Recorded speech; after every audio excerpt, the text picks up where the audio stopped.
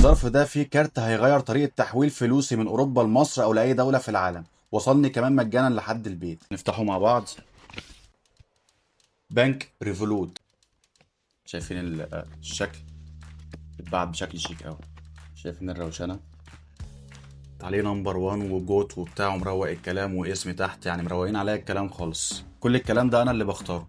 تعالوا مع بعض بقى اشرح لكم ايه الكارت ده. ده حساب بنك رقمي بتقدر تحول او تستقبل عليه فلوس من اي مكان في العالم وباي عمله. كمان من جوه الابلكيشن بتقدر تحول وتشتري اي عمله انت عايزها. هتلاقي على الابلكيشن مزايا تانية كتير، وتقدر تستثمر في الذهب والفضه واي عملات رقميه انت عايزها. حتى نسبه التحويل من حساب بنك لحساب بنك تاني عموله لا تذكر. يعني مثلا انا حولت 10000 جنيه لمصر وانا عايش في بولندا، فعمله بولندا الزلوتي، فخدوا مني مثلا 13 زلوتي بما يعادل 3 يورو او 3 دولار. كمان في مزايا كتير تانية زي الكاش باك والنقط اللي بتدالك على حجز الطيران او الشوبينج في نايكي او اديداس او اماكن كتير تانية. اجمد واروش ميزه بقى عجباني ان انت مش محتاج تشيل كاش في اي دوله انت بتسافرها طول ما انت معاك الكارت ده. بتقدر تسحب بيه من اي ماكينه اي تي ام في اي مكان في العالم باحسن سوق للصرف. طبعا بتدخل على الابلكيشن بتلاقي فيه من الكارت ده الوان، وفي منه السيلفر وفي منه ذهب 24 قيراط، بس ده على حسب استخدامك والناس تانية طبعا. فانا طلبت البلاستيك علشان بينفع تقدمه كمان كستيتمنت لو حد طلبه منك. تقدر تحمل الابلكيشن على الاب ستور وتطلب الكارت وبيجي لك مجانا لحد البيت. هسيب لكم لينك الابلكيشن فوق في البايو او تحت في الكومنتس عشان تدخل تحمله